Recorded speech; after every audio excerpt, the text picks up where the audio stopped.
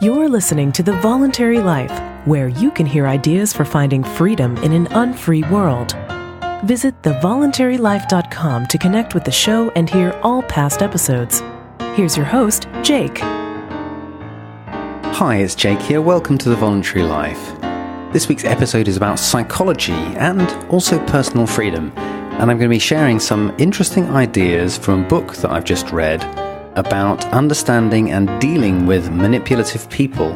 What can you do to defend yourself against manipulative people and to recognize and understand how they operate?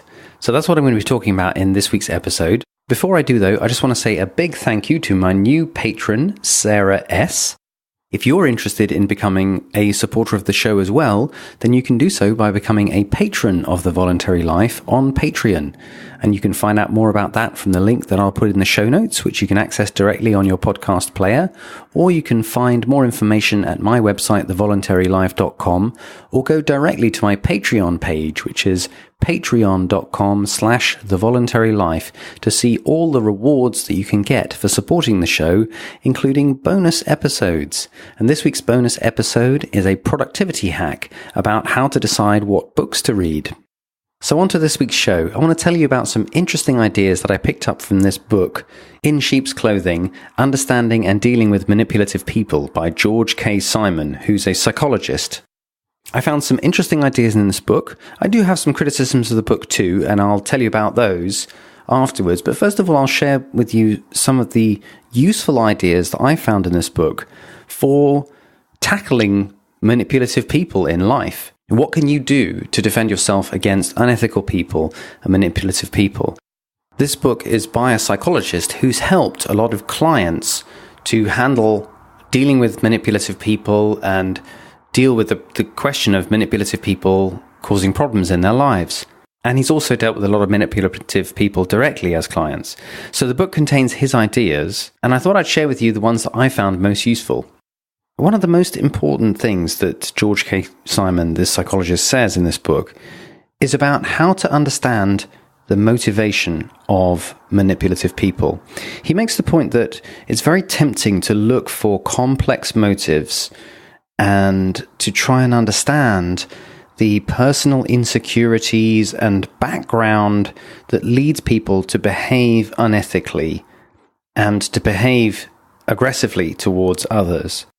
And George K. Simon makes an interesting argument in this book, which is that he says you've got to be really careful not to get lost intellectualizing what manipulative people do. Because if you want to understand the motivation of manipulative people, his argument is it's very simple. They just want to win. And they never willingly submit to anything, either principles or other people or anything. So this makes them highly unethical people. So his basic point is, if you come across an unethical person who demonstrates through their actions that they are manipulative and that they're using what he calls covert aggression, then don't get lost trying to empathize and understand why they are manipulative, or at least don't do that to the extent that you lose track of the main point, which is, if you really want to understand their motivation, it is to win at any cost. So he outlines 6 characteristics of manipulative people. He says, number 1, they want to win, which is what I was just talking about. Number 2, they seek power and dominance, which is very similar to wanting to win. Number 3, they can be deceptive and charming. They use charm to get their way. Number 4, they are unscrupulous. In other words, they're not bound by any ethical rules. Number 5, they have no conscience. And number 6, they are looking for ways to exploit other people. And that's kind of their mode of operation, is exploiting others. And he has a discussion in this book about whether or not you could call manipulative people psychopaths. And he basically says, well, yeah, psychopaths are manipulative, but there are a lot of people who aren't full-blown psychopaths, but are just very manipulative and covertly aggressive. And you probably will encounter these people in your life. And I think he just wants to avoid getting too bogged down in whether or not that qualifies manipulative people as being psychopaths. But his point is more, let's focus on what you can do if you come across unethical people like this. So he outlines some common misconceptions about manipulative people, which I found quite useful. The first is the difference between self-esteem and self-respect. And he makes the point that when you have someone who is unethical and who's manipulative and is trying to use others, people sometimes imagine that that is an evidence of low self-esteem on their part, on the part of the manipulative person. But this psychologist makes the argument that actually manipulative people have enormously high self-esteem. That is, they view themselves very highly. They think they're great. They think they're the best of the best and that they deserve to win all the time. That's kind of their characteristic. And he makes the point that it's not self-esteem they lack, it's self-respect. So the distinction he's making is that self-esteem is your valuation of yourself. How good or great am I as a person? Whereas self-respect is your sense of what you have objectively done in your life and how well that accords with, I guess, some objective standards of good conduct. So in other words, you can have high self-esteem and just think you're a wonderful person, but you can lack self-respect in the sense that you allow yourself to do objectively bad things and underhanded things, and you have a history of doing bad things that you don't actually address or alter your behavior to take care of. So I thought that was kind of an interesting distinction to make between people who have self-respect versus self-esteem. And in other words, you can think that you're a great person, but have a long history of doing terrible things that you kind of ignore and don't really even evaluate in terms of their impact. Or you can also be someone who has a very modest sense of self-esteem, but actually has the self-respect not to put yourself in circumstances where you will do things that you will later regret because they will violate ethical norms and so forth. Another really key misconception that he outlines is the difference between passive aggression and covert aggression.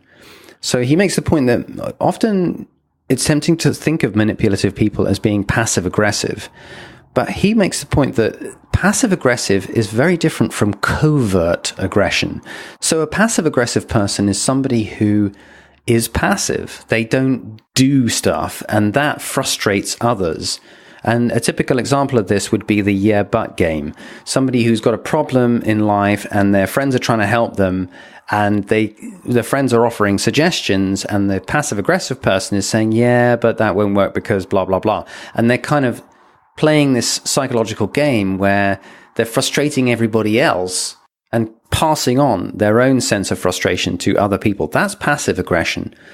That's very different to manipulative people. And George K. Simon's point is that manipulative people are not passive, they are covert aggressives. So in other words, they are trying to beat other people and they are trying to dominate and exploit other people, but they're just doing it covertly in a hidden way.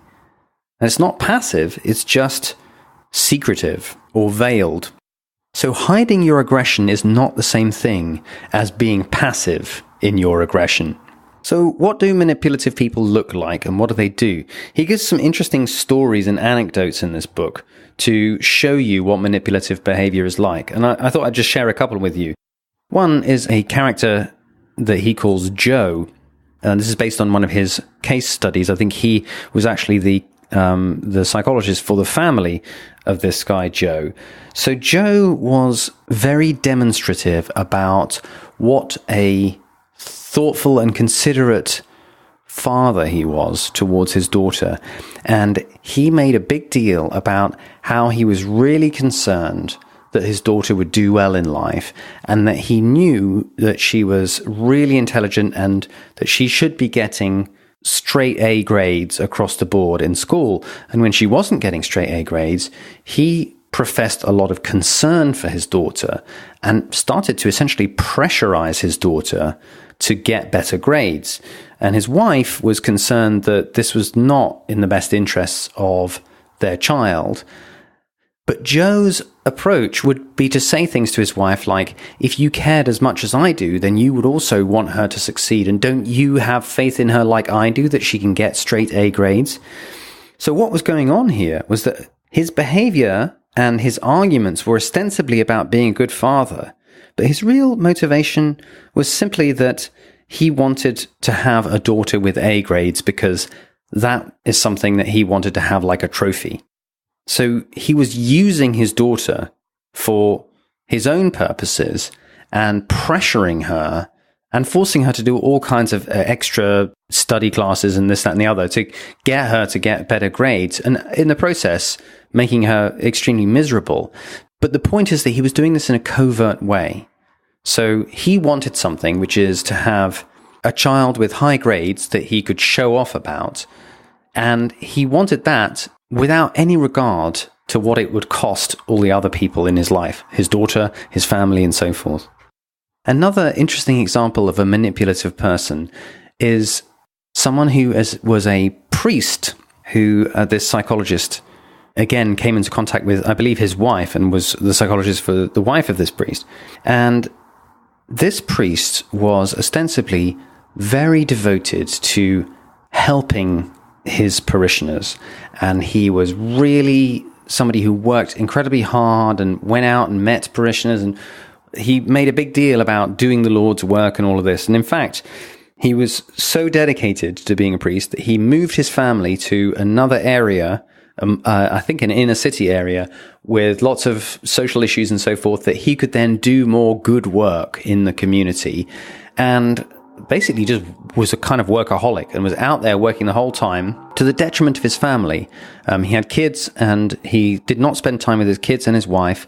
And he was working and working, all supposedly because he felt this calling to do religious work. And he was also moving up within the church hierarchy. And his wife was upset about how little time he spent with his family.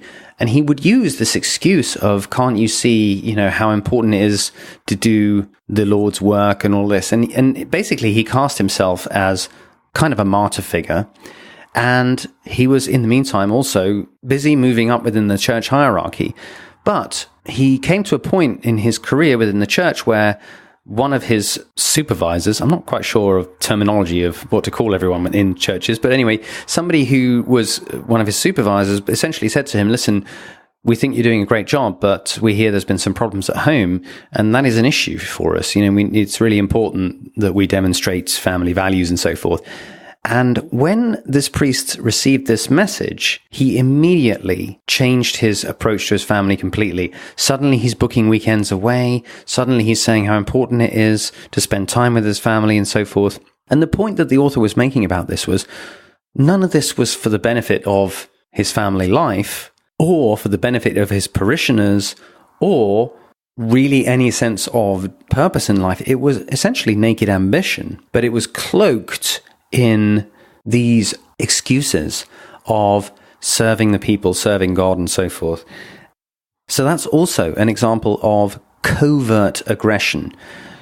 This priest was using his family and pushing them to do things that made them miserable, like move town to another area and not spend any time as a family together, essentially because he was ambitious and he wanted to have a more powerful role within the church.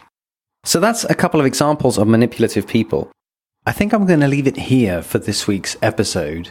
I do have a lot more to say about this book. In particular, I want to talk about the tactics that manipulative people use and the ideas in this book about ways to defend yourself against manipulative people, and also some of the weaknesses that I found in the book. So stay tuned for part 2 in the next episode when I talk more about dealing with manipulative people. That's all for this week's episode. I hope you found that interesting. I'd love to know what you think. I'll be back next week with another episode. In the meantime, I hope you have a great week. Thank you for listening to The Voluntary Life. If you like this podcast, please show your support by becoming a patron of The Voluntary Life on Patreon. Your support will help to grow and improve the show, and you'll get access to a treasure trove of rewards, including bonus episodes. Visit thevoluntarylife.com to learn more.